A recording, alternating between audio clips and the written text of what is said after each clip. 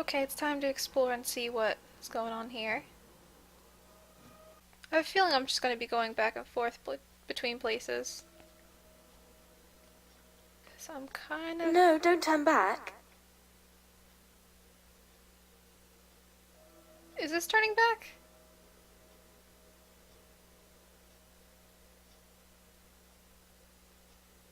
There's a ribbon up there.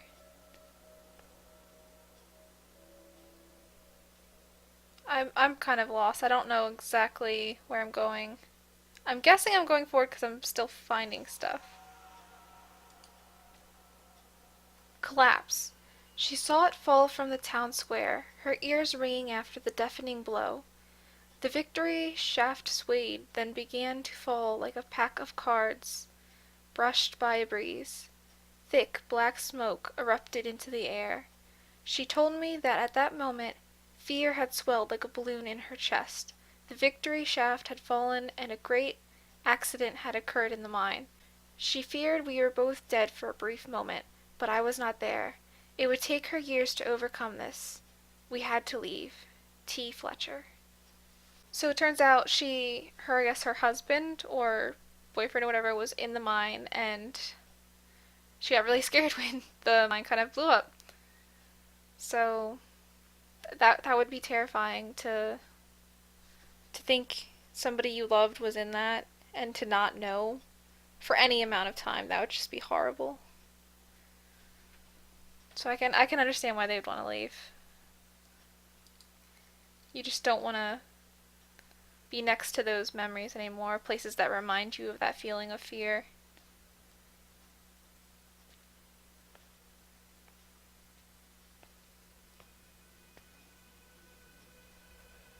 I'm gonna try to go for this ribbon because at least I can see that, and so that I know it is there. Then I'll go do more exploring. I wonder if I'm hand-painted too. Do you feel hand painted? Okay, let's see what this memory is. It seems that the patient is getting a little agitated. Not to worry, though. They always get worse before they get better. With that said, I have been warned about, well, pushing these experiments too far. But I feel like I can trust you. You will keep this just between us. I always feel really horrible after talking to Phyllis. So she's been warned before to not push these experiments too far, and I have a feeling she's one of those people who would push an experiment too far just for her own gain. She's probably hurt people before. That makes me really nervous, but I kind of don't have any choice. I'm kind of in this. I have to figure out how to get that ribbon, but first we're going to read this note. A gift. I remember coming home one sunny afternoon after I had been attending school to find an odd-shaped parcel on the living room table. My father had recently stopped working at the mine, and my mother had unfortunately left us both, for a reason that I never truly knew. I think he wanted me to know that he still loved me regardless of his situation. My father came downstairs smiling, his eyes a little lost, and told me to sit down. He pushed the present towards me, and I began to open it. Inside was a tin Davy's lamp, all cleaned up and ready for use. It had been my father's from when he worked in Devlin. It meant everything to me. Thomas. So that's interesting. So his father gave him one of his lamps that he used when working in the mine. It's the little things that people appreciate. It really is. Okay, now I have to find out how to get that other ribbon. I have a feeling I'm just going to walk around in circles for a very long time. This place kind of winds in on itself, so I'm probably going to have to keep searching for all the ribbons.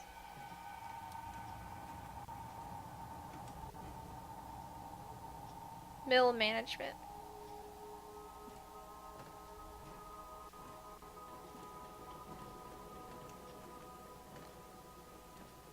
Well, this light fell down. And that roof fell down. Seems like all these places were kind of being neglected, I guess. Wow! That's amazing! You know, Jean, I'm really getting tired of you making fun of me and my opinions.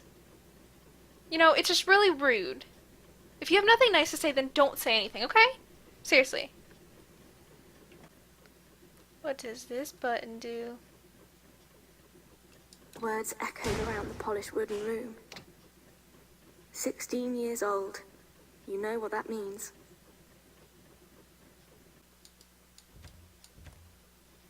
Guess I can't get in that door. I have to somehow get in that room, though, because I think that's where the ribbon is. So let's continue. Or not, and I'm just totally blind.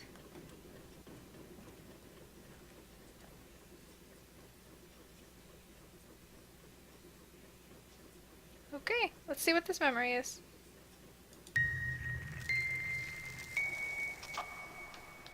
3 years. I've placed 3 whole years of my life into this research. I have sacrificed so much. Patients with these specific symptoms of dementia and at this stage don't come along often. And to be told that after 3 years of hard work and waiting that I've only 9 days to yield the results they want. Who the hell do they think they are? It's not my fault. I can only work with the restorers I'm given. It's not the restorer's fault either. We're doing the best we can in here. You might have spent that long doing this research, but I wonder how many lives you have ruined doing this research. This just doesn't feel safe, and you're pushing people. Somebody had to have broken. What is this? Pressure relocation.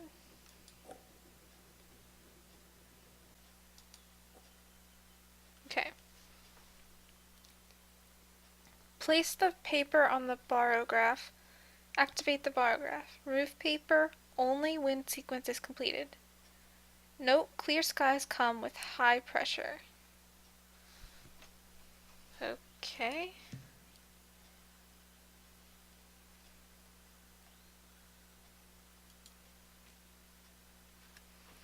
Mill management minutes.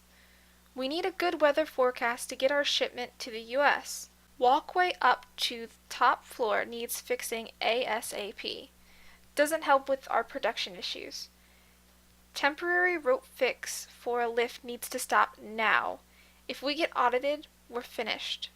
Rumors have been circulating a disgruntled worker stealing materials from the site. We need to clamp down on this. You know, between the poor management here at the mill and the poor management in the mine, it's a wonder that any place in this town was able to stay open. And I'm guessing this place also shut down. Gosh. Pinwheel Post, 4th of January, 1944. Pinwheel Chronicle birth announcements. Birth announcements for the year of 1944. Oscar Westerman, birth. Adam and Lily are delighted to announce the safe arrival of Adam, born 20th of June, 1944, weighing 6 pounds and 9 ounces. Georgina Jane Shirok's birth. Born in the evening of 12th of August, 1944, at 5 pounds 9 ounces. Georgina Jane Shirok is a healthy baby girl to the proud parents of Oliver and Susan Shirok. Thomas Edwin Fletcher, birth on September 24th, 1944, to Christopher and Louise. A beautiful son, Thomas Edwin, was born at the weight of 7 pounds and 4 ounces. Oscar George Davies, birth. To Karen and Daniel, a lovely baby boy, Matthew George was born on the 30th of August, 1944, weighing in at 9 pounds and 1 ounce. So Thomas Edwin Fletcher, I think, is the kid that the previous two notes were about. He was the one who got his father's lamp, and whose mother couldn't stand being in the town any longer.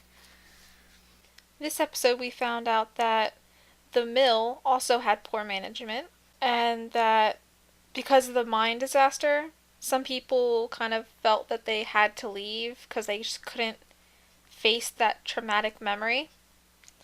Also, we learned some more about Phyllis. She's been working on this project for 3 years, and now they said you have 9 days to bring us results. Phyllis has been warned previously not to go too far with these experiments because she has been known to push people to their limits in these experiments, which can be very dangerous.